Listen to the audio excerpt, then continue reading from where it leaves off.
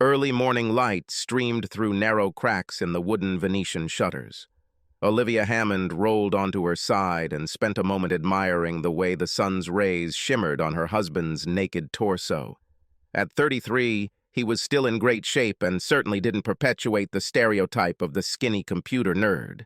She ran her gaze over his body and smiled. Stephen covered his eyes with his hand, blocking out the light.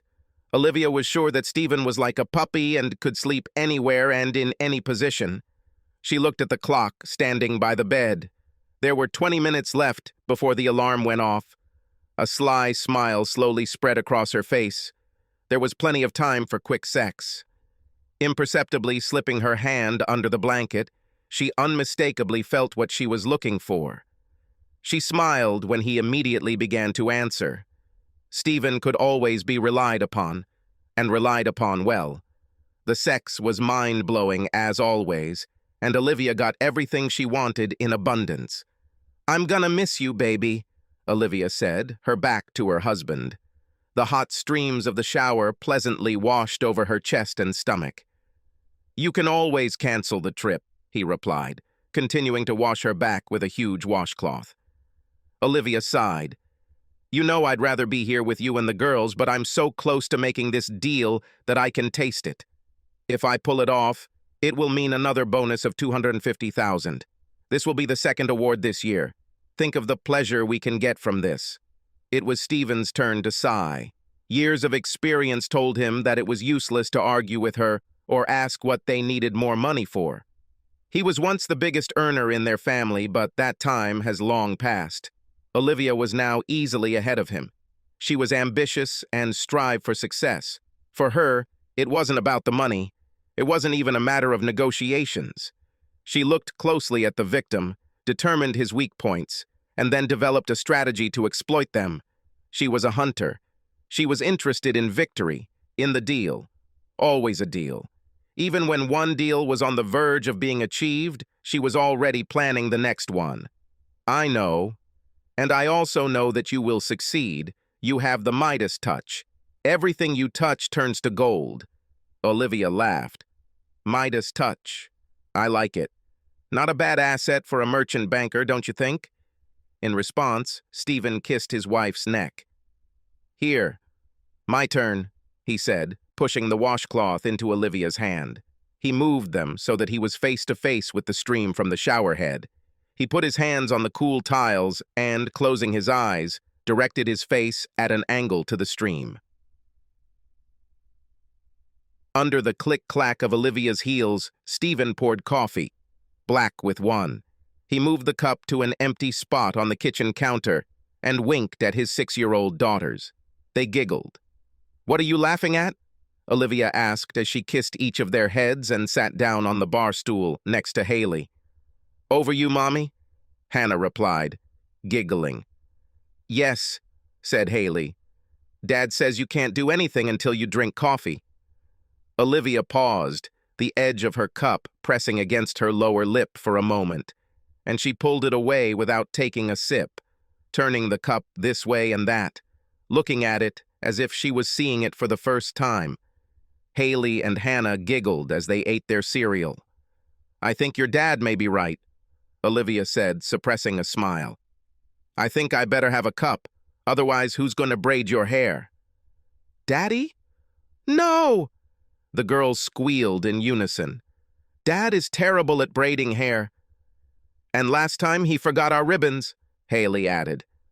"Oh, the shame, the endless shame of forgotten ribbons," cried Stephen, dramatically dropping his face into his hands.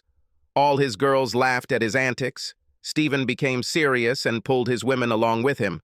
Not for the first time. I mentally compared it to trying to herd chickens.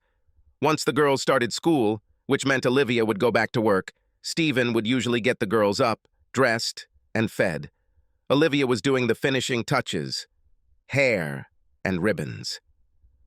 If there was no morning meeting or urgent business, Stephen drove the girls to school. Olivia's office was in the opposite direction. Today, when school was on holiday, and therefore there was no need to take his daughters, Stephen arranged to drive Olivia to the airport so that she could catch a flight to Melbourne. She and several other senior bank officials were negotiating a multi-million-dollar deal with a large multinational corporation. The girls got to spend the day at the zoo with Mrs. Foster. Mrs. Foster was a godsend and had been with them since the girls were born. Stephen was initially reluctant to hire someone to help Olivia take care of her daughters and the house, having grown up in a blue-collar family with a stay-at-home mother, but Olivia was persistent. If she had to take a break from her career to care for the girls, she wanted to improve her education at the same time. Because Mrs. Foster lived in the granny flat on the property and did most of the cooking and cleaning, Olivia was able to study online, adding an economics degree to her accounting degree and also earning an MBA. Stephen readily admitted that his doubts were unfounded. Olivia was a good, if not entirely practical mother, and Mrs. Foster had proved more than once how valuable she was. She cleaned, looked after the girls if they were sick, looked after them after school and holidays, babysat the children when necessary, and on weekdays, she prepared delicious and nutritious food for the whole family. Haley and Hannah adored her, considering her a pseudo-grandmother. While Olivia was straightening the girls' hair, Stephen quickly cleared away the dishes, as he felt it would be wrong to leave such things in Mrs. Foster's care. Stephen heard the back door open and smiled. Mrs. Foster, as always, had chosen the perfect moment. After kisses and the usual warnings to his daughters to be good, cheerful, and do everything Mrs. Foster told them, Stephen took Olivia's bag and headed to the garage. The bag seemed heavy to him, but he did not comment. Olivia was Olivia, and he knew that she had packed things for every possible occasion. The lights in the garage were dim, but Stephen didn't turn on the lights. They weren't going to stay long. He stuffed the bag into the trunk of their four-wheel drive and then stepped aside to open the passenger door for Olivia. She slipped inside, placing her briefcase and purse on the floor at her feet. As the garage door slowly rose, Olivia began chatting. "I wonder if that coffee shop, the one with the bicycles hanging on the wall, still exists on Berkeley Street." "Don't know. Maybe. It's been 7 years since we left." "A lot can happen during this time," Stephen answered gloomily. He didn't like being reminded of the time they lived in Melbourne. Olivia continued, oblivious to Stephen's changed mood. "I really hope it's still working. They make the best coffee there. And their cupcakes were simply incredible." Olivia laughed. "Maybe I'll even allow myself to eat one." Since the birth of her girls, Olivia has been fanatically watching her carbohydrate intake. Her vigilance meant that the whole family was on guard. Poor Mrs. Foster had to learn new recipes and adapt old ones to make the low-carb dinners Olivia demanded. Stephen made a token attempt to smile, but the smile did not reach his eyes. "Perhaps I should try to bring one for you, my love. As I recall, you were very partial to raspberries, cream cheese, and white chocolate." "Yes, I was," Stephen agreed dryly, navigating the local streets on autopilot. "But I think you saved me from this weakness." Olivia's happy glow faded. She frowned. It lasted only a brief moment. Then she brightened. "Well, I may have to find a new sin for you to enjoy. It will be a surprise." "I'm sure it will be so." Stephen took his foot off the gas pedal, allowing the car to slow as it approached the intersection that led them out of the quiet suburban neighborhood. To the left, to the city, to the right, to the airport. When there were 30 meters left to the intersection, Stephen moved the indicator lever to the down position. "Plans change, old man. Turn left." Stephen and Olivia reacted instinctively to the hoarse voice that came from behind them. Olivia screamed, turning in her seat towards the voice. Stephen grabbed the steering wheel with both hands and slammed on the brakes. They screamed in protest. The car vibrated and then braked suddenly, causing all the passengers to be thrown forward and then back into their seats. "Who are you?" Olivia screamed, looking at the gun pointed at them. "What do you need?" Stephen shouted at the same time. "One question at a time, guys," the attacker chuckled, clearly enjoying their fear and confusion. "Who I am is your worst nightmare. But what I want is more complicated. You have to ask, why?" Why should you do what I want? Why? Stephen croaked, clutching the steering wheel as if his life depended on it. Actually, there are two reasons. I have a gun. What other reason? Oh, yes. I have your daughters. Pandemonium reigned. Olivia squealed. Stephen screamed, tried to unfasten himself, and reached for the intruder. Their captor just sat there smiling. Well, guys, are you done? He asked cheerfully, as Olivia and Stephen finally fell into an awkward silence. How do we know that you have our daughters? Asked Stephen. They went to the zoo with Mrs. Foster, Olivia added in a challenging tone. Indeed? Are you sure about this, Mrs.? The man rubbed his chin and cheeks, his fingers running over the 3-day stubble, making a soft crunching sound. The sound brought Olivia's attention to his face. She held her breath. Other than the sunglasses, he made no attempt to hide his identity. Her stomach churned. Would she, Stephen, and their daughters survive this day? 2 cars pulled up from behind and honked their horns. Better hurry up. Turn left. For what? Where are you taking us? When I want, I'll tell you, the man growled, jabbing the gun into Stephen's side. Now turn left. Stephen followed the instructions. Now give me your phone numbers, calm and slow. No kidding. He put them in his vest pocket. The vest bulged out. Olivia swallowed hard, her imagination working overtime, imagining what other things he kept in his various pockets. And one more, he told Olivia, snapping his fingers. She tried to look innocent and embarrassed. Did not work out. Stop talking nonsense, Mrs. Give me your second phone, the one in your briefcase. Olivia lifted her briefcase onto her lap, opened it, and took out her phone. She handed it to the man over her shoulder. During this entire incident, she avoided meeting Stephen's gaze. She felt how he kept looking from the road to her and back. His eyes seemed to burn holes into her skin. Do you have a second phone? Stephen's voice was tense with anger. Now is not the time to talk about this, Stephen. The man behind him chuckled. Yes, Stephen. Now is not the time to start a domestic showdown or question your wife about why she has a second phone that she didn't tell you about. Stephen looked closely at the man in the rearview mirror. Now is the time to do what you're told. I wouldn't want anything terrible to happen to these sweet girls of yours. You can't take them away. They left for the whole day. They left at the same time as us. There was a note of challenge in Olivia's voice.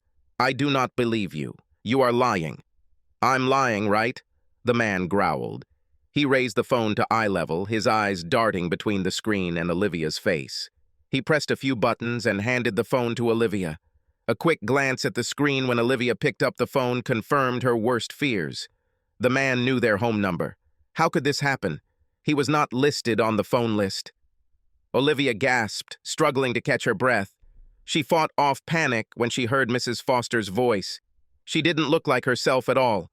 Usually this woman was calm and confident, but not now.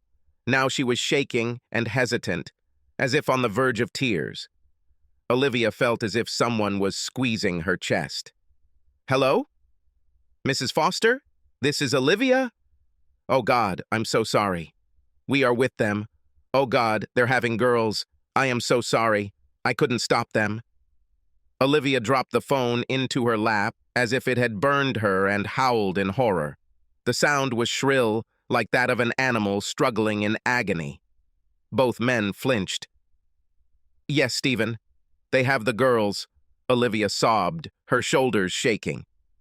Stephen hit the steering wheel. What do you need from us? Why are you doing it? Aren't we wildly rich and famous? For what? Rich enough, techie. Now give the phone back, Mrs. What do you have in mind? What would you like? Just tell us, Olivia begged, handing the man the phone. We'll do anything. Just don't touch our girls. That's exactly what I want to hear. Now, Stevie boy, take us to the National Australia Bank on Liverpool Street. Olivia and Stephen exchanged glances. This was their bank. So, kids, how much money are we talking about? How many pennies did you two manage to save? Stephen opened his mouth to speak, but Olivia beat him to it. About 250,000, give or take a little. Stephen closed his eyes for a split second longer than just blinking. He held his breath. Yes, yes, yes, Mrs. Have you already forgotten your little statement you made just a few minutes ago? You know, the one about you being willing to do anything to save your daughters? I guess so, because you just lied to me. Stephen watched in the rearview mirror as the kidnapper shook his head sadly. Let me think. What was this number? Oh, yes, exactly. $322,054.75. Sounds familiar? Olivia and Stephen exchanged glances once more. The amount was indicated down to the last cent. Olivia answered for them. Yes, that's right. No more lies, Livy girl. Otherwise, I might get the idea that you don't care what happens to your rats. Please, Olivia begged, wiping her eyes with the sleeve of her jacket. Please don't touch the girls. You'll do what I tell you and stop talking nonsense, and your girls will be fine. Olivia nodded, tears leaking from her eyes and rolling down her cheeks. The man frowned at her. Get yourself in order. You need to withdraw money, and we don't want you to give away the game with your tears, right? Olivia shook her head, rummaging through her purse for tissues and makeup. Stephen remained silent, risking a couple of glances in the rearview mirror at their captor. Twice the kidnapper stared at him, and Stephen looked away as if he had been struck. In his peripheral vision, he could see Olivia using a small sponge to apply foundation under her eyes. The trip was fairly quiet. The only sounds were their unsynchronized breathing and the noise of surrounding traffic. There was tension inside the car. Only one of the passengers appeared to be unhurt. Stephen turned onto Liverpool Street and slowed down, looking for a parking space. Out of excitement, he awkwardly parked in reverse. The man laughed. Stephen's expression became even darker.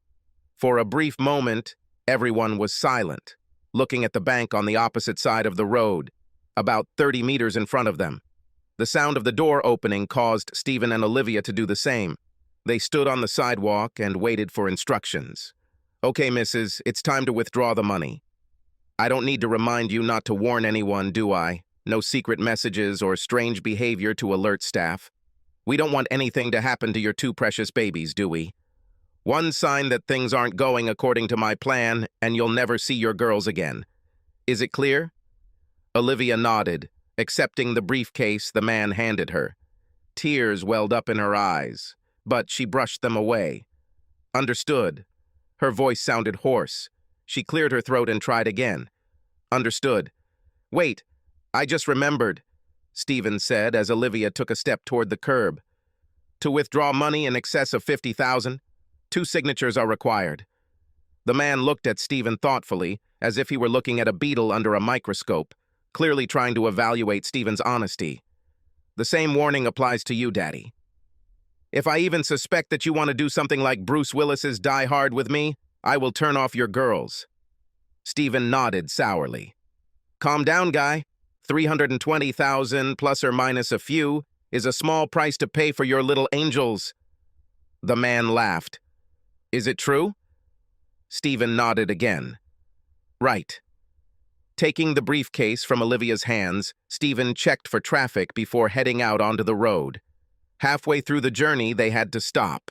When he reached the opposite side, he turned to their captor and nodded. Olivia and Stephen entered the bank and headed to one of the tellers. Stephen frowned as he watched Olivia try to fill out the withdrawal slip. Her handwriting was barely recognizable. Without saying a word, he took the receipt from her, tore it up and threw it in a small trash can. He took out another and began to fill it. He handed the pen to Olivia for her to sign. He saw that her hand was shaking. One look at her face said she was hanging on by a thread. Take a few deep breaths, he whispered in her ear. We can't ruin everything. Think about Haley and Hannah. They depend on us. Olivia nodded, biting her lip. She took the pen and signed it. Tears welled up in her eyes. He will take everything we worked so hard for. Stefan shrugged. What could he say? Why, Stefan? Why use? Why now? Is your firm working on any government or, I don't know, secret contracts? Stephen considered the question. The question was fair. He worked in the field of software for security and surveillance systems. Finally, he shook his head. Nothing that could justify it. So what about you? Have you been involved in any bad deals? Or made someone angry? Any CEO or CFO, laid off? Have any of the middle managers been sent packing? Was anyone at the bank mad because you got promoted and he didn't? Olivia looked upset. Tears welled up in her eyes, and she tried to quietly wipe them away with her fingers. I don't know. Acquisitions and mergers inevitably lead to the departure of employees and managers, and several people in my department resented me for getting promoted instead of them. Commercial banking is still a very male world. But this? To do this? Take our girls? Olivia buried her face in her hands, her shoulders shaking in an attempt to keep her emotions in check. I don't know. I really do not know. Stephen looked at his wife appraisingly. He was sure that she would not pass the teller with the bank employee. Go back to the car. I'll take care of it. One look at you, and the bank will realize that something is wrong. We can't afford any problems. Stephen expected Olivia to argue, but she didn't. With one last grateful glance, she lowered her head and walked towards the door. She walked out the door and didn't look back. Taking a deep breath, Stephen stood in one of the lines. Here, we did what you wanted, said Stephen, handing the man the briefcase. Now let us and our girls go. The man looked left, then right, and then looked at Stephen. It's funny, but I don't see anyone who would be able to dictate terms to me. The man's expression became wild. We'll be done when I say we're done. Got it, Dad. Stephen pursed his lips and nodded. The man turned to Olivia, looking her up and down patronizingly. You look a little rumpled, honey. What happened to the hot negotiator? What were you, a money-making machine? A woman with a masculine character? I have to say, I'm disappointed. The man chuckled mockingly. After all, in a crisis situation, this is not so good, right? Olivia hung her head, her shoulders slumping. Stephen had never seen her so defeated, not even after Melbourne. How does it feel to lose everything you've worked for, Mrs.? Olivia raised her head. She looked devastated. Stephen hugged her carefully. We didn't lose everything, Stephen answered quietly. Money is not everything. We still have girls and we have each other. Wow, what a philosopher, isn't he? The man grinned. Keep doing what I tell you and you will keep your daughters alive and well. But we've already done what you asked, Stephen began. But wait, that's not all, the man interrupted him, imitating the voice and intonation of a famous character from a television advertisement. Stephen shuddered, preparing himself for another onerous task. What else can we do for you? You took all our money? What else can we give you? Oh, that's easy, little lady. I want you to deliver for me. Stephen and Olivia looked at each other, confused. Why did this man need to kidnap them and their daughters for delivery? The money was clear, but the delivery? We're going to Market Street, Dad. Stephen turned the ignition key and the Range Rover whirred to life.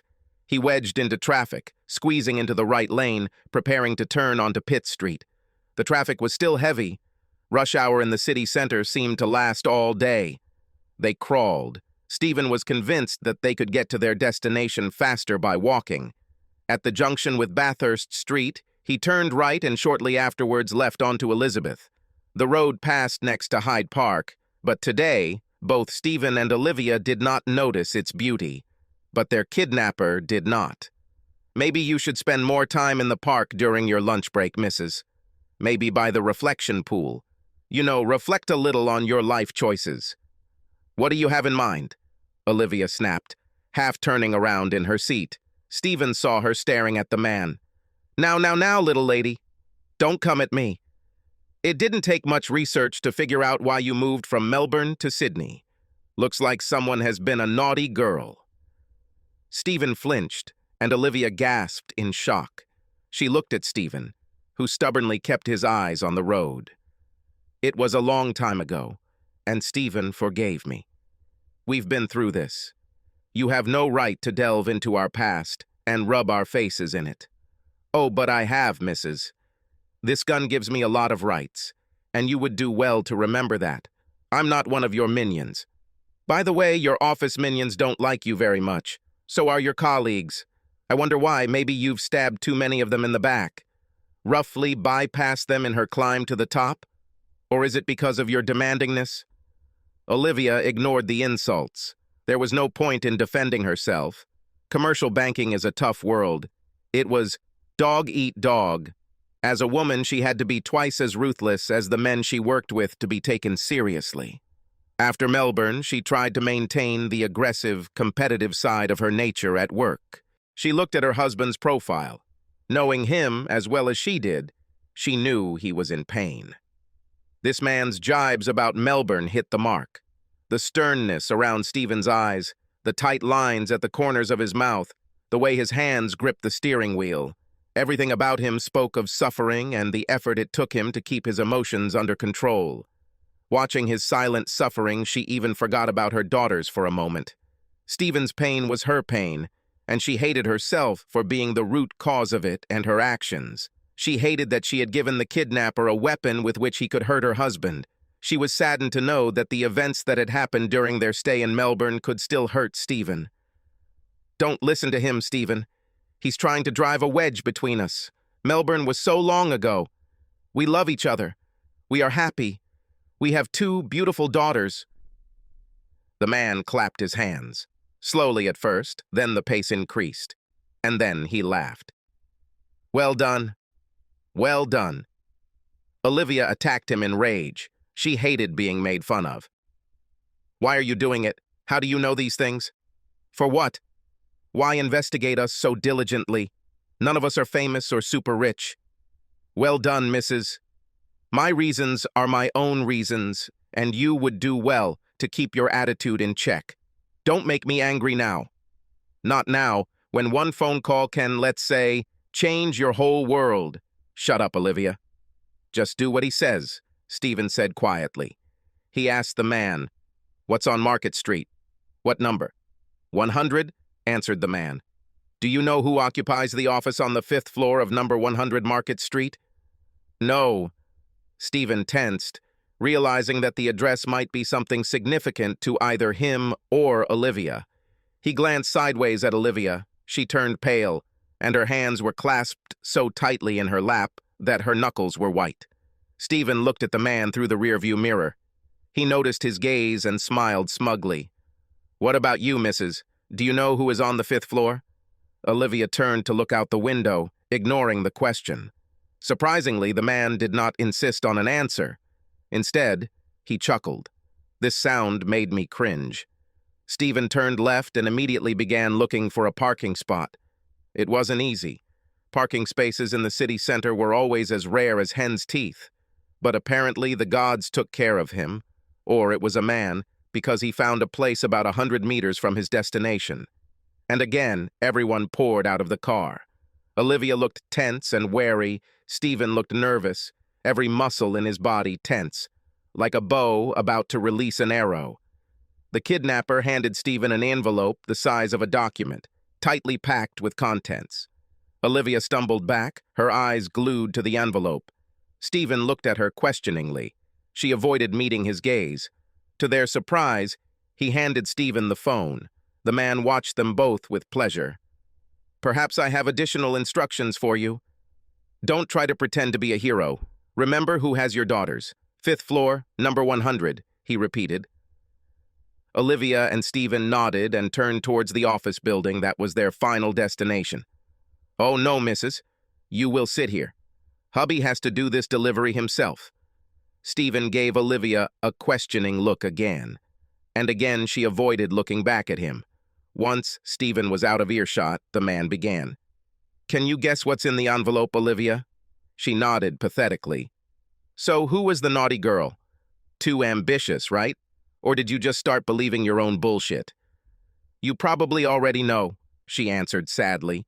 "The deal depended on knowledge."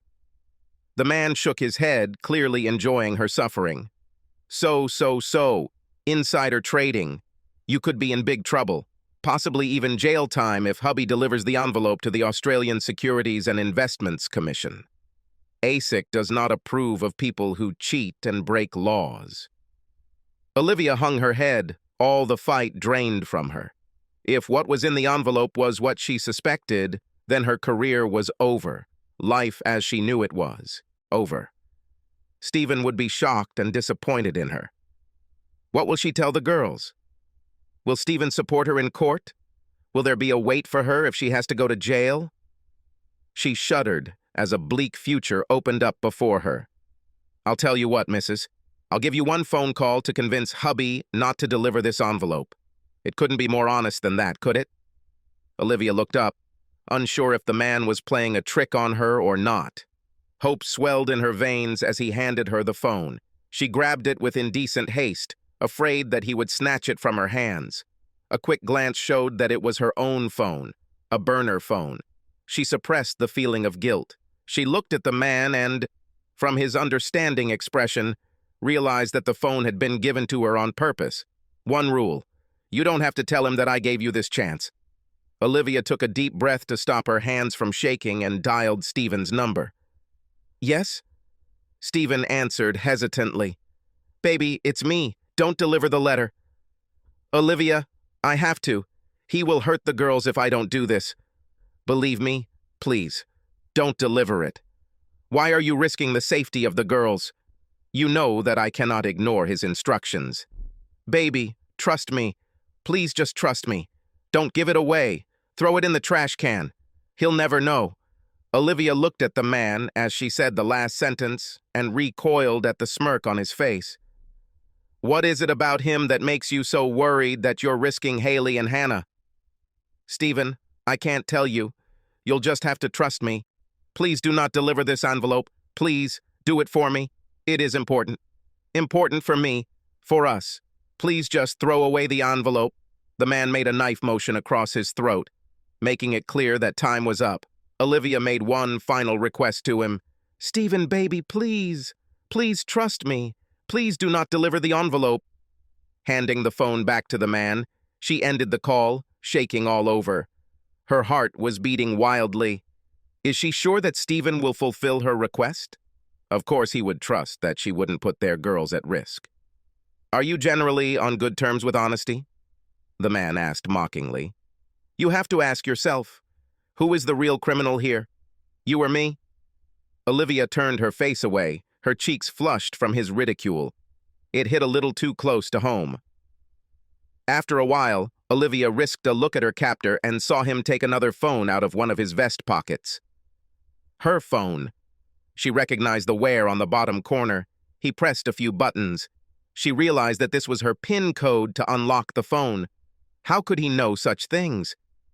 Olivia! Stephen's exclamation was so loud that Olivia heard it clearly despite the distance between her and her captor. Sorry, athlete. This is not Mrs. This is your worst nightmare. When you get to the 5th floor, ask your secretary or some other office hunk to take a photo of you handing over the envelope. I don't care how you do it. Just do it. Okay, Stephen answered hesitantly. Olivia wanted to yell at Stephen. Who will he listen to? Her or their kidnapper? Olivia silently asked Stephen to trust her and throw away the envelope. He should have known that she would never risk girls. She prayed as she had never prayed before, even more than after Melbourne. Every minute seemed to drag on, straining Olivia's nerves to breaking point. Why did Stephen take so long? Finally, she saw him coming towards them. There was no envelope. Did he throw it away or deliver it? He seemed to be in no hurry and lowered his head. He avoided looking not only at her, but also at the man. Who did he disappoint? Without saying a word, the man held out his hand for the phone. Stephen handed him the phone. The man opened it and went to a folder with photographs. Olivia was so tense that she was afraid she would snap. She held her breath, sending out one last desperate prayer. The man handed her the phone. Stephen appeared on the screen. A plump brunette stood next to him and, smiling, accepted a thick ochre envelope. Olivia fainted, losing consciousness. The bottom had come into her world. Her bones felt like they had turned to rubber. Her knees hit the pavement, but she felt no pain. Her face was buried in her hands. Her shoulders heaved. Loud, convulsive sobs burst out of them. "Why? Why did you deliver it? Why didn't you do what I asked? Why didn't you believe me?" she wailed, looking at Stephen, her shoulders still shaking from sobs. Stephen stepped towards his wife, but the man waved him away. "Oh dear, do we feel a little cheated? Have we been let down a little? Not very nice, Livy. It's not good that hubby chose me over you. Leave her alone," Stephen growled, and, ignoring the man, leaned over to help Olivia to her feet. He hugged her, stroking her back. "Oh, as always, a good guy. Has it ever occurred to you that maybe that's why she doesn't respect you? Lacks killer instinct." "I'll show you the killer instinct," Stephen growled, letting go of Olivia and rushing at the man. They grappled, each throwing several blows. It's sad that not a single bystander stepped forward to stop the fight. Moreover, most of them avoided them. "Remember your daughter, Stephen," the man whispered, dodging another right hand, and suddenly, it was all over. Stephen deflated like a flat tire. Olivia felt his disappointment like a gust of cold wind. "Get back in the car, both of you," the man barked. "You have attracted enough attention to yourself." After fastening the last seat belt, Olivia turned her head. "We did everything you asked of us. You took all our money and ruined my career. Please, I beg you, let us and our daughters go. We will not contact the police. We just want to go home and pick up our daughters." "No, I cannot. We have one more delivery." Olivia leaned forward, shoulders slumped. She couldn't think of anything else this man could do to destroy her. "Where?" Stephen asked gloomily. "To Chatswood." Stephen groaned. Olivia turned to him. "Does he have something on you too? Did you do something illegal?" Her voice betrayed her anxiety. Suddenly, she was afraid that their girls would be left without parents. What will happen to them if both she and Stephen go to prison? Stephen looked shocked and offended by Olivia's assumption. "Of course, I didn't do anything illegal. If he has what I think he has, then I did something stupid, but definitely not illegal." "What?" Olivia asked, preparing for the worst. "Nothing more than indiscreet internal correspondence about a new client who is so stupid that Tom and I can't understand how he made his millions. That's the only thing I can think of." "And that's all?" Olivia's relief was evident in every line of her body. "Enough to get me fired. About." "Very good, Stephen," said the man. "Excellent deductive abilities. I understand why they pay you a lot of money. It's a shame they have to fire you." Stephen abruptly wedged the car into the traffic, causing a loud protest horn from the Toyota, which he cut off. Stephen gave the driver the finger. Their captor just laughed. Stephen changed lanes at lightning speed and accelerated to cross the intersection before the traffic light changed from yellow to red. God, we're in such a hurry. I wish it would all be over soon." Everyone fell silent. The atmosphere in the car was tense as Stephen and Olivia were lost in thought while the man watched, evaluated. Olivia looked out the side window. The man systematically destroyed them. Why? She couldn't understand. Did he work for the client that Stephen disparaged in a conversation with a colleague? If so, then the revenge was very cruel. After all, does the reason matter? By the end of the day, they will have no money, Stephen's job will be in jeopardy, and there is a good chance she will be arrested. And then there are their daughters. What did this man do to them and Mrs. Foster? Olivia prayed for her girls. She couldn't bear the thought that they might get hurt. Everything else that happened was survivable, but the loss of Haley and Hannah was not. Stephen was hanging on by a thread. He just wanted it all to end. He just wanted to be home with his girls. And the rest of the consequences of this day could be dealt with. Crossing the harbor bridge was, as usual, a nightmare. Once they were on the North Shore, Stephen drove like someone familiar with the area. He parked around the corner of a client's office building and turned to face their captor. "Who will do the delivery?" "Probably you too," the man grumbled, enjoying their discomfort. "You know the procedure. Photo of document delivery. No fun games, blah, blah, blah." As he spoke, he handed over the phone and an envelope. This one was not as thick as the one that was delivered to Asik.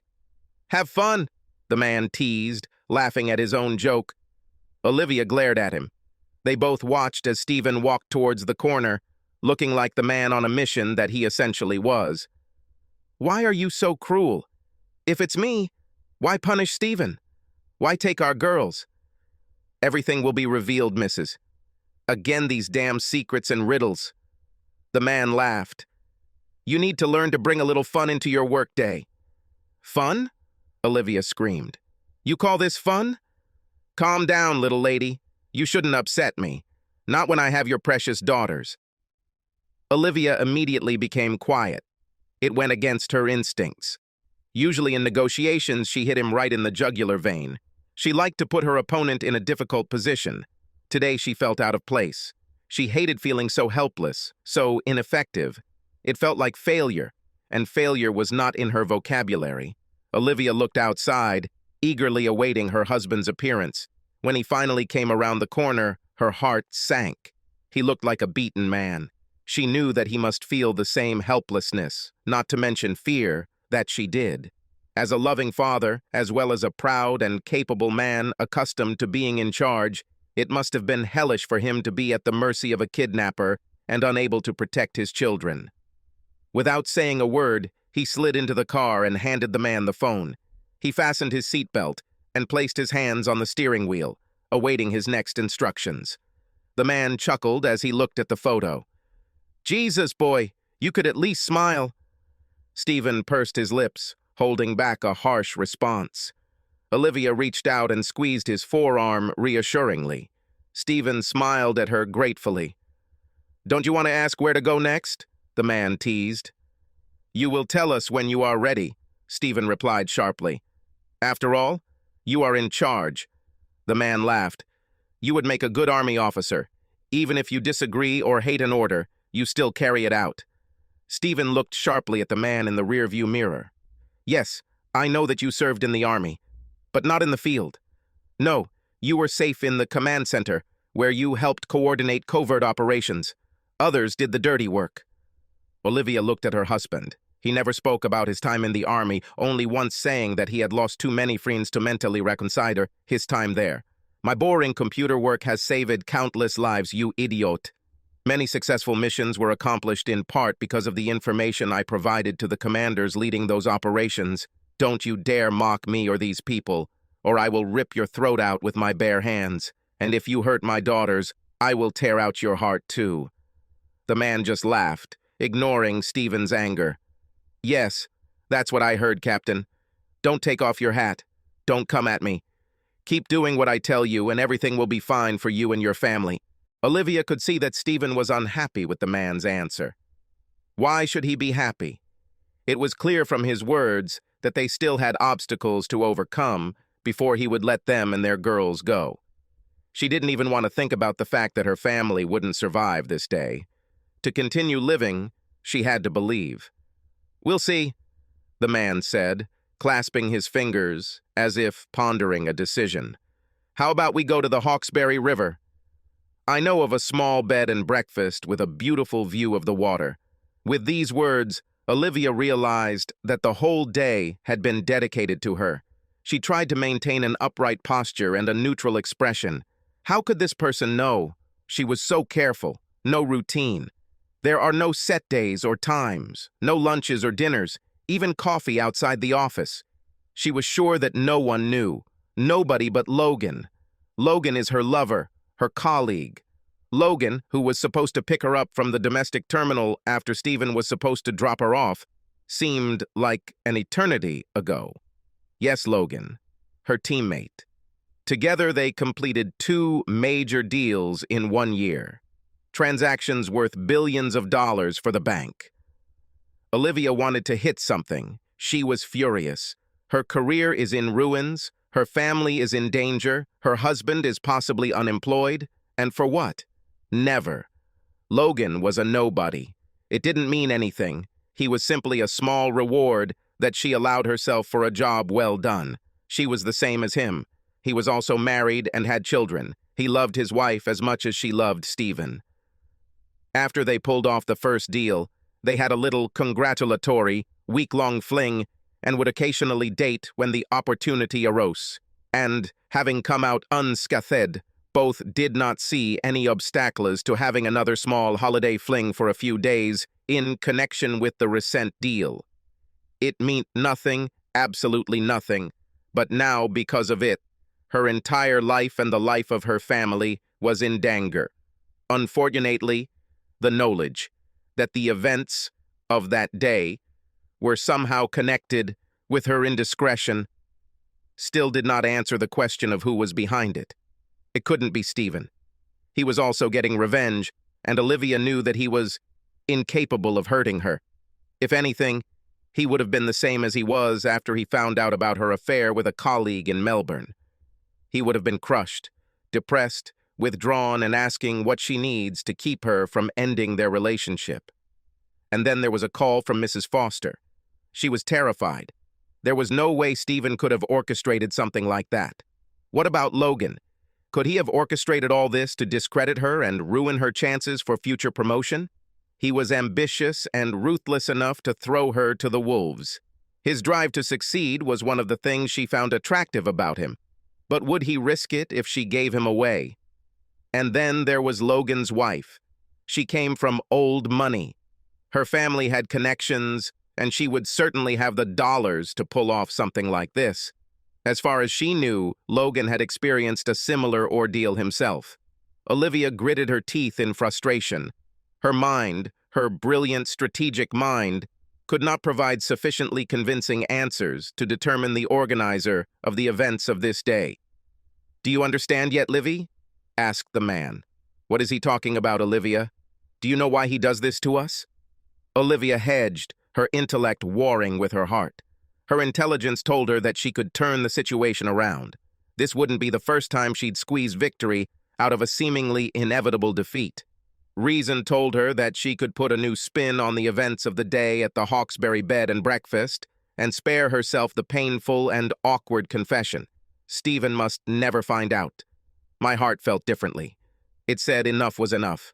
Her choice caused Stefan and her family more pain than she could have ever imagined. Her daughter's lives were at stake. It told him it was time to come clean and give Stefan the honesty he deserved. "Yes, I understand. It's all my fault." "What?" "What do you mean?" asked Stephen. Olivia cringed. Looking at Stephen, she felt remorse so deep that it was physical pain. It was her fault. Because of her, a stranger lost their girls, lost money, and Stephen may have lost his job. None of this is his fault. Her consequences were deserved. She had, after all, broken the law. "Oh my God, it is so hard. I don't know where to start," she began, hoping that she could find the right words so that Stephen would understand and forgive her. "So this is what you're like in the boardroom, Livy?" asked the man. "Stop beating around the bush and just let it all out, woman." Olivia turned to look at the man. Stephen waited, his hands gripping the steering wheel. "Stephen, Oh, damn. In this last transaction, I broke the law. Are you saying that you transgressed it?" the man interrupted. Olivia sighed. "Yes, it's true. I transgressed it. I found out insider information about the stock. The deal depended on our client knowing about it, and I gave him the information." "Let me get this straight," said Stephen. "Did you break the law and risk our family for a deal?" "When you say that, it sounds reckless. Reprehensible. The bonus for us should have been at least $250,000. ASIC had no reason to suspect any wrongdoing." Olivia paused when she saw the look of disgust on Stephen's face. This look devastated her. Just because you think you can get away with breaking the law doesn't mean it's okay to break the law. Honesty and integrity are about doing the right thing even when no one is looking, the man chided. Olivia shuddered. The irony of the kidnapper lecturing her about ethics and morality did not fit in her head. "And what else, missus?" Olivia stared at the man with the expression of a woman on her knees begging for mercy. She didn't find anything. Lowering her head and closing her eyes, she began, her voice barely audible. "We work as a team on these deals. A small, close-knit group, each of whom has specific skills necessary to implement a project or transaction. Logan Priest and I led this team. We worked closely. We, uh... Olivia paused. She knew how devastating her next words would be to Stephen. At this moment, she would give anything not to say them.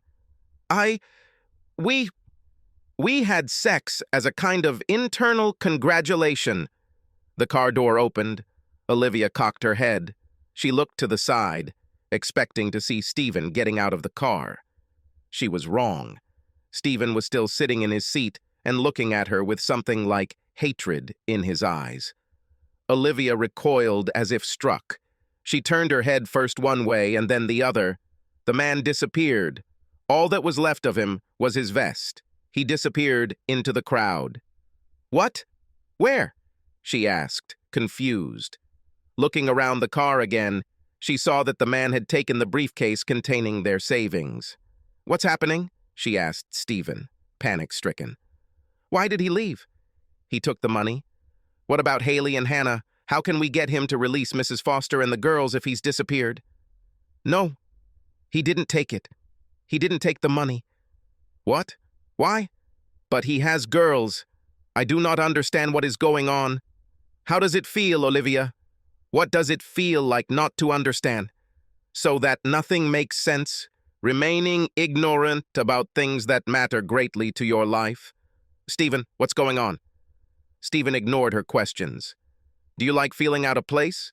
Do you like feeling insecure, scared, confused, powerless?" "Stephen, what do you mean? What about Haley and Hannah? For God's sake, tell me what's going on." "Why should I do this? Perhaps I like having my secrets as much as you like yours." "What? What is wrong with you? Your words make no sense. None of this makes sense. I know, Olivia. I know about Logan Priest. I know about this deal, about insider trading, just like I know about the previous deal and that little "aren't we such a good team" fling you had with him when you did that thing.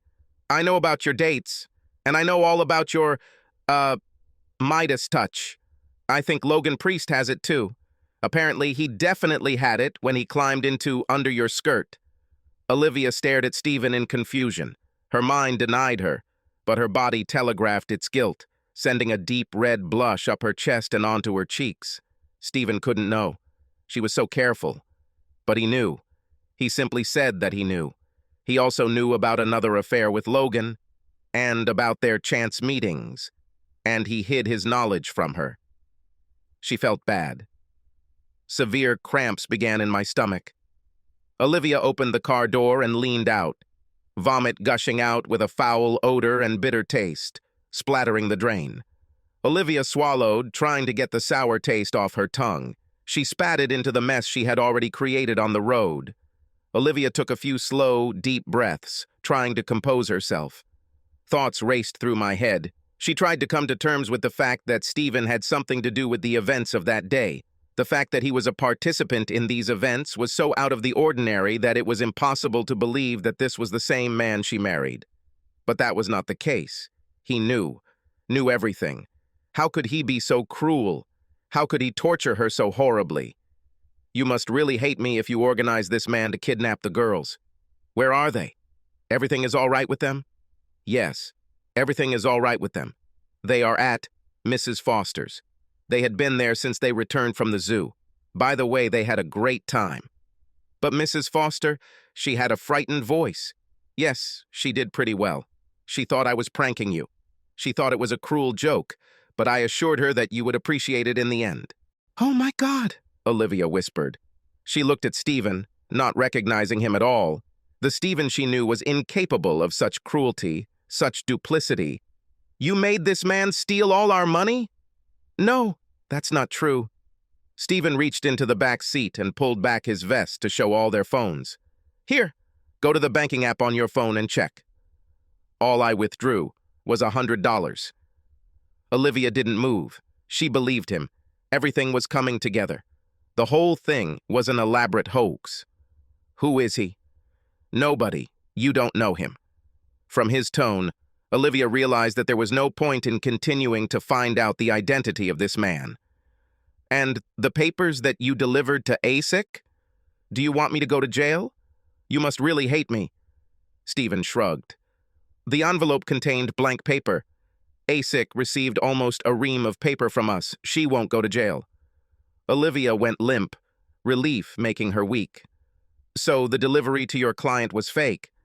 Stephen nodded. For what? Why was it so stressful? Why do you think so?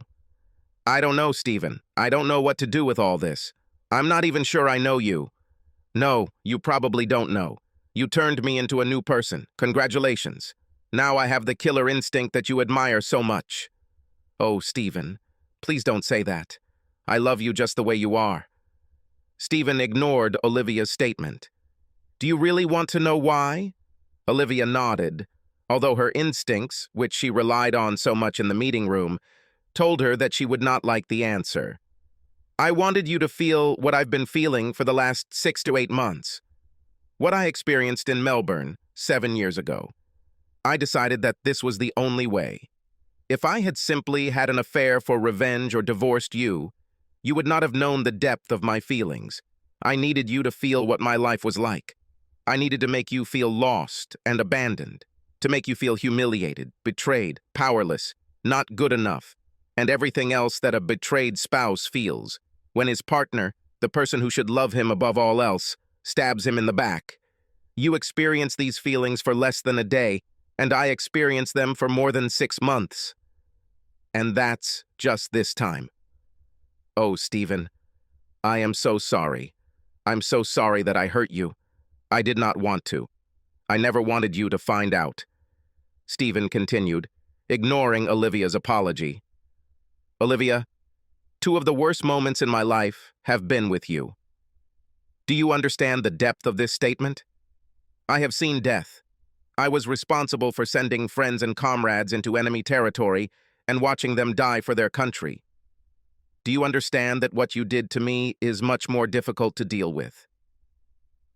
There are few things worse than finding out that the person you dedicated your life to has betrayed you, when the person you promised to love treats you with complete disrespect. But I didn't disrespect you, and I won't disrespect anyone else, Olivia countered, reaching out to touch Stephen's arm. Stephen shook her hand off. It seems to me that you and I have a different idea of what respect is. You think that because you went to great lengths to hide your infidelity and didn't let your lover denigrate me. Yes, I know you stopped him when he tried, that you treated me with respect. I, on the other hand, believe that by cheating behind my back, you did not respect my feelings, did not respect the vows you made to me many years ago, and did not respect my beliefs, which you knew very well and have known since then, how we got engaged, especially after Melbourne. Stephen paused, turning to look out the window. There was so much he wanted to say, but at the same time, he didn't want to spend the rest of his life talking about the end of their marriage. He had already spent enough of his life on her. Taking a breath, he decided to say as much as possible in this conversation, and then let it all happen. If his words penetrated her, it would be wonderful. Points for the good guys. If not, he will live on. A life filled with bitterness and resentment is no life at all. It's like swallowing poison every day and expecting the enemy to die. For me, being betrayed is the same as surviving death while continuing to live and breathe. The first thing that died because of your deception was our past. How much of it was real? What is a lie? I will never know because I only have your word, and your word turned out to be false. Twice. Do you know what the second death was, Olivia? Olivia shook her head, her cheeks wet with tears. The second victim was our future, the one we vowed to spend together until death do us part. We don't have a future anymore, Olivia, at least not together. You killed him. You turned him into a corpse with every secret meeting, every lie. We'll get through this, Stephen.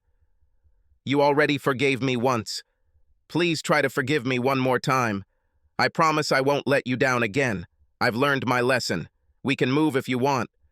Stephen shook his head. What do you think it is? 3rd time lucky? On our wedding day, you promised to leave everyone else. You broke that promise in a few short years. 7 years ago, you promised me again that you were mine and only mine, that you will never cheat on me again. You broke that promise too. Olivia, when someone treats you with such disdain, with such dishonesty, with such disrespect over and over again, something happens to you. Little by little, your view of them changes. Your feelings change. They are decreasing. This is deceptive. It kind of sneaks up on you. I have tried. I tried damn hard to forgive and forget Melbourne. That was not easy. That was hard. It's very difficult, but I tried. First I tried for you, then for the girls. I wanted to be able to trust you, to look into your eyes and see only the smart, funny, beautiful woman I fell in love with. I didn't want to see you as the conniving, lying, selfish bitch you showed yourself to be. It's funny, but I almost succeeded.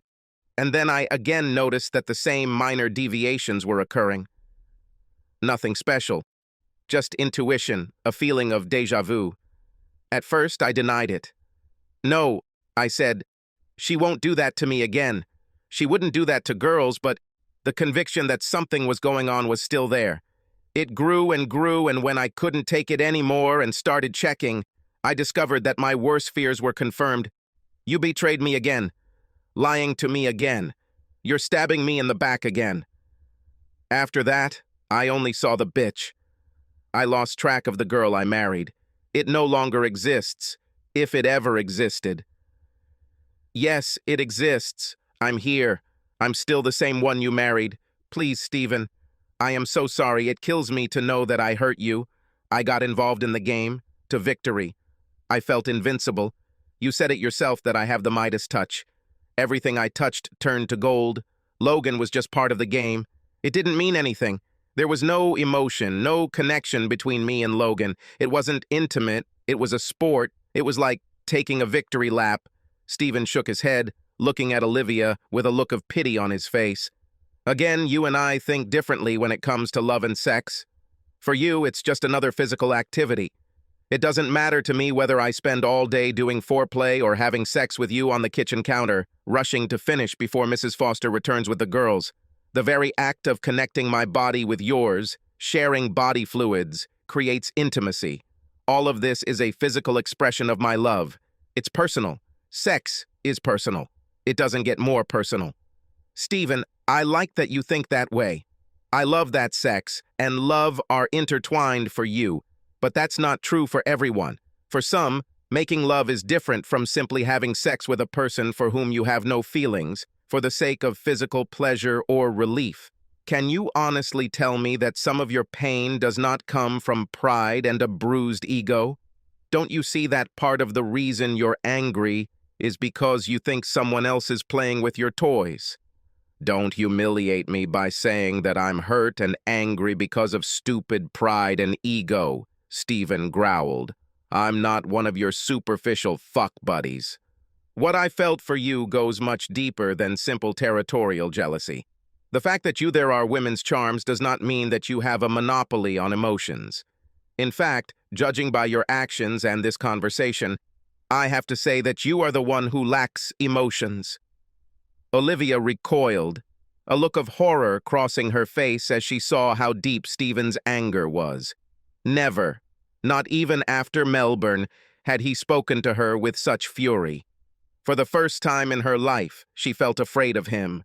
The car suddenly seemed very small to her. Claustrophobia. And this was not the end. Well, Olivia, you're in luck, because from now on you don't have to worry about hurting my fragile male ego. Now you can copulate as much as you want, and with anyone. Any Tom, Dick, or Harry can play with your toys. I don't care anymore. I want and need a partner who shares my beliefs. You don't, and so it's time for us to go our separate ways. But I love you, and despite what you say, I know that you love me. Stephen shrugged. Once upon a time, I loved you. There was a time when I also loved to smoke. I really enjoyed it. But I quit when I realized that I was being stupid and that I was risking my health and my future by continuing to smoke. Staying with you would be stupid. I would be risking my mental and emotional health and chances for a happy future. I'd be a fool to trust you again. It's stupid to trust you and your word again. I'm not stupid. Was, But not now. You wouldn't be stupid, Stephen. You would be loving and forgiving. I will spend the rest of my life making amends to you. Seeing how hurt you are, how far what I did has taken you, I would never take that risk again. Stephen sighed. You don't understand, Olivia. You just don't understand. Let me give you an analogy. If you had to guess the funniest thing we did with the girls last summer, what would it be? What did we do that they then talked about for months? Olivia looked puzzled, but answered. We went to an amusement park on the Gold Coast, the world of white water. That's right, and the girls couldn't get enough. They really liked it. Trips to the beach and river couldn't compare. This is what your business is like. Sweet, dependable old hubby, tinkering with the lawnmower at home, up to his elbows in dishwater, reading books to 2 6-year-olds, is no match for Mr. Three-Piece Suit, Mr. Arrogant Banker. I don't excite you anymore. I'm not illegal. I'm not new and unknown. I'm still the same. Still the same. Still the same. I'm not what you rewarded yourself with. Whether you admit it or not, you will always remember your novels. They will always be your delightful escapes from married life. You'll remember them when you're bored or when I can't express myself in the bedroom. I can't. Correction. I won't try to compete with fantasy. I wouldn't. I swear I wouldn't. Stephen shook his head sadly. You deny everything, Olivia. Can you honestly tell me that you never thought about your affairs? Maybe when I'm out of town? Or when you're out of town? Olivia couldn't answer. Stephen was right. She remembered. Exactly. Stephen nodded, not needing her confirmation to know he was right. It's bad that you do this when I'm not around. Can you imagine what it's like to lie next to you night after night and wonder who you're dreaming about? Making love to you and not knowing whether you're making love to me or putting one of your lover's faces on mine? You can't know how soul-destroying it is because you've never experienced it, and with your attitude toward sex, you probably never will. But Stephen grabbed the steering wheel, slightly hitting his head on the rim. Olivia looked at him in alarm. Has he finally lost his head? But nothing. Olivia, haven't you learned anything today? Everything that happened was meant to make you feel something beyond the surface level. Pain, fear of loss, powerlessness, betrayal, abandonment, anger. You felt them. You felt them all. I know you did it. I've been watching you. Why do you think I organized this? I don't know. To punish me? Olivia whispered. No, not to punish. It was because in the last 8 months, I had felt all of that and more. I never thought that after Melbourne I would ever have to feel them again, at least in relation to you. But I did it. I had to. You did this to me. Remember today. Remember how you felt. Maybe the next time a man loves you, you'll think twice before stabbing him in the back. Oh God, Stephen, please don't give up on us. I need you. I love you. I want to grow old with you. With Logan, it wasn't lovemaking. It was recreational sex, no more meaningful than going out and playing squash. Olivia, you're repeating yourself. Maybe it didn't mean anything to you, but it meant something to me. This is what you keep forgetting. Our relationship was not only about you. They touched me too. Do you understand that you ruined my love for you? Ruined our life together for the sake of what you call recreational sex? I want to rip your heart out of your chest and trample on it, because that's exactly what you did to me. Want to know some statistics about sex? Stephen didn't wait for Olivia's answer. The average person spends about 6 months having sex over the course of an average life. Yes, that's all. 6 months. Women spend twice as much time just deciding what to wear. That's why you betrayed me. You will spend less time on this than choosing shoes for your suit. Stephen shook his head as if shaking off rain. He ran his hand through his hair. Enough. This will get you nowhere. You do not understand. Maybe you'll never understand. Maybe you are not capable of this. Stephen's words repeated in Olivia's head in circles. You do not understand. Maybe you'll never understand. Maybe you are not capable of this. Olivia shuddered, remembering the roller coaster ride she had been on, feeling fear and uncertainty, isolation and disappointment, feelings of betrayal and loss. It was terrible, the worst thing she had ever experienced, and that's exactly how she made Stephen feel. Olivia swallowed back tears of devastation. She had hurt the man she loved in the most horrific way. She believed in her heart that if her indiscretions were discovered, he would forgive her. After all, he forgave her last time. What arrogance! Stephen was right. She didn't respect him and was dismissive of his feelings. She pushed him to extremes in an attempt to reach her and make her understand. Olivia panicked. Her crimes against Stephen were so great, but she loved him, really loved him. Stephen couldn't give up on her, on their relationship. He and the girls were the most important thing in her life. She had to let him know that. Stephen. Stephen raised his hand. Enough. I said enough. After checking the rearview mirror, Stephen started the engine, clicked the indicator, and drove out onto the roadway. Do you like making deals, Olivia? Stephen didn't wait for an answer. They both knew the question was rhetorical. Well, that's it. You are buying an apartment, I'm buying too. The girls stay at the house with Mrs. Foster. It's not fair to them to deprive them of the only home they've ever known just because you couldn't resist rewarding yourself with a little recreational sex. Olivia winced as she heard Stephen say her own words just a few minutes ago. From his lips, they sounded stupid, ridiculous. Stephen continued, either not knowing or not caring about her reaction. This means that you and I will go back and forth. A week there, a week off. No child support for either of us. No alimony. We open an account into which we deposit equal amounts and from which all household and Haley and Hannah-related expenses are paid. Regardless of personal feelings, we remain polite. I won't say anything negative about you. You will do me the same courtesy. If we are both attending the same event, we will be polite and cordial. Stephen's calm, emotionless voice unnerved Olivia. She had never seen this side of him. And Olivia, make no mistake, there will be no negotiations. This is a take-it-or-leave-it proposition. You will upset me, you will resist, and I will forget all my good intentions to spare the girls the knowledge that their mother is a lying, law-breaking whore and hand over the real documents to ASIC. If it were up to me, that's exactly what I would do. I couldn't have enjoyed anything more than sitting in a courtroom and watching the prosecution pin your ass and your lover's ass against the wall. I would laugh when they sentence you. The longer the term, the more I would laugh.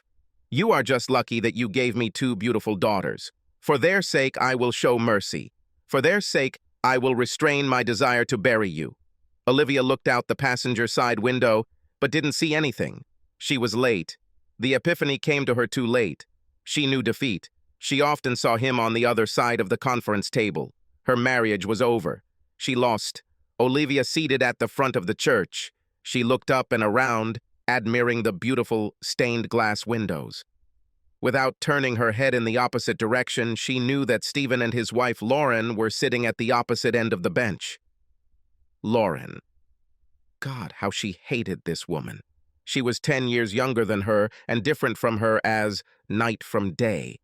Light-skinned compared to dark Olivia, short compared to tall Olivia, blue-eyed and angelic compared to the gloomy and gloomy Olivia. But Olivia didn't hate her for her looks or her age. She despised Lauren because her daughters adored her, because Stephen loved her, because he looked at Lauren the same way he once looked at her. Stephen now looked at Olivia as if she were invisible, and had done so for over 20 years. Olivia hated that 22 years after they broke up, she still missed Stephen. She wished she could hate him for it.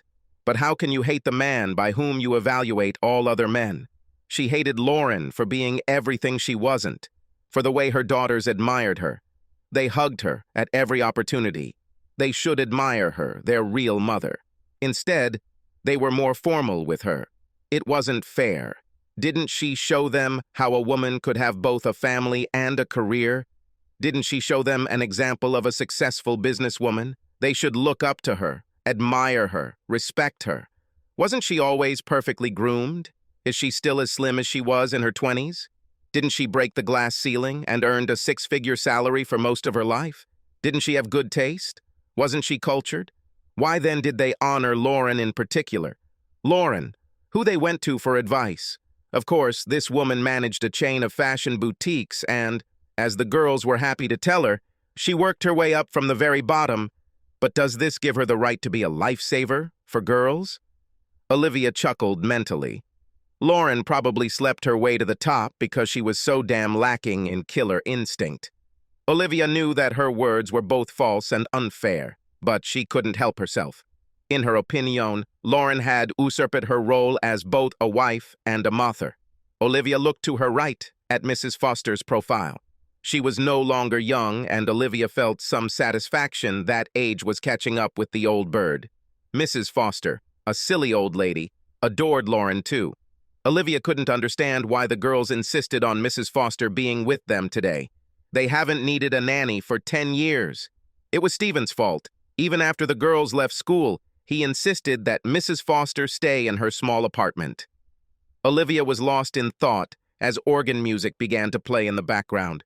She tried to let the music penetrate her soul and rid her of her bad mood. The reason for her bad mood was the news she had received the previous afternoon. She couldn't believe that the head office had decided to promote the little slut she had raised so well. She taught the bitch everything she knew, and the little upstart outran her and stole the promotion Olivia thought was hers. This was the third time in the last 5 years that she had been overlooked. It was annoying. The priest cleared his throat and brought Olivia back to the present. She didn't know why Haley wanted to baptize her firstborn since they never went to church. Olivia could only assume that this was what Haley's husband, Jasper, wanted. Olivia listened to the ceremony with half an ear while the priest read the usual nonsense. Haley turned to the assembled family and friends, and this caught Olivia's attention. Their eyes met for a brief moment before Haley turned them to her father and Lauren. Olivia heard the priest ask Haley's parents to stand and come forward. Olivia immediately placed her purse on the floor next to her feet and stood up. She frowned. Lauren stood up too and walked towards Haley and Jasper, holding Stephen's hand tightly. A hand on her forearm made Olivia look down. "Not you, dear. Haley and Jasper asked Stephen and Lauren to be Cody's godparents," Mrs. Foster whispered softly. Embarrassed, Olivia nearly fell back onto the bench. She sat there, stunned, as Haley gave a little speech about why she asked her dad and Lauren to be Cody's godparents. "Dad, you were as close to ideal as possible as a father. All of Hannah's friends and my friends were jealous that we had such a wonderful father. You always knew when to be strict and when to be soft, when to scold us and when to be lenient. You always listened to us and always let us know that we came first for you. And then you brought Lauren into our lives and made our little family perfect. Lauren, you are everything I hope to be as a woman and as a mother. Whenever I don't know what to do, I ask myself, what would Lauren do? What would Lauren say? I know Hannah does the same. And in all these years, following this method of solving problems, I have never made a mistake. Thank you for being you. Thank you for loving Hannah and me like we were your own." Jasper and I both agree that if anything had happened to us, we couldn't have found two people we'd rather have raised our son, our precious Cody. Tears rolled down Olivia's face.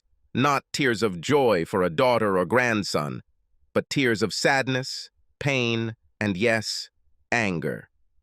How could Haley make such a speech knowing that her mother was in the audience? She should have known how hurtful and humiliating her words would be to Olivia.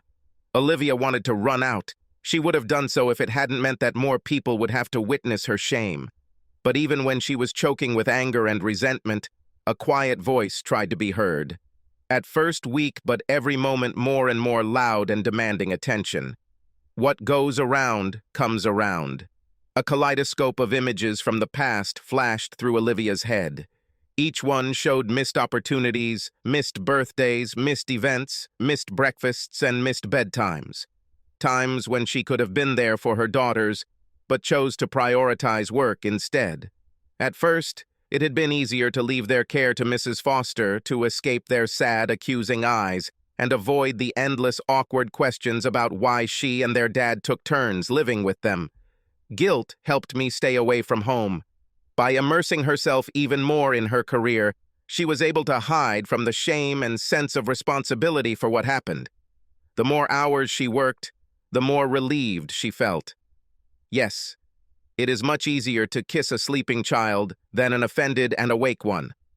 Later, when the path was already well trodden, everyone simply accepted it, and before she knew it, they had already graduated from high school and entered the university. By that time, they no longer needed her. The realization hit and hit hard, knocking all the strength out of her. For almost her entire adult life, she has made poor choices. She chose avoidance instead of accepting and correcting the situation for her daughters. She chose material success over love. She chose money and prestige, status and career, not family. A career that had been dying a slow and painful death for 5 years now. Olivia leaned against the hard wooden back of the bench. She was alone. They had each other. With her speech, Haley made it clear that, in her eyes, Olivia was not her mother, not in the real sense of the word. She was only an egg donor. Olivia could no longer avoid the truth. She had failed in the most important role of her life. Stephen, Lauren, the girls and their spouses had a tight-knit circle of love and support. She didn't have anyone. She will never be part of their circle. She will never know love the way they knew it. Defeat and loss, Olivia discovered, are worse than death. Death gave you a pardon from choice. Defeat and loss had to be lived with. Subscribe to our channel so that your second chaff doesn't cheat on you, and go ahead and listen to the next story, because this story is nothing compared to the next one. If you're under 18, don't even think about listening to the next one. Listening to the next one. Listening to the next one. Listening to the next one. Listening to the next one. Listening to the next one. Listening to the next one. Listening to the next one. Listening to the next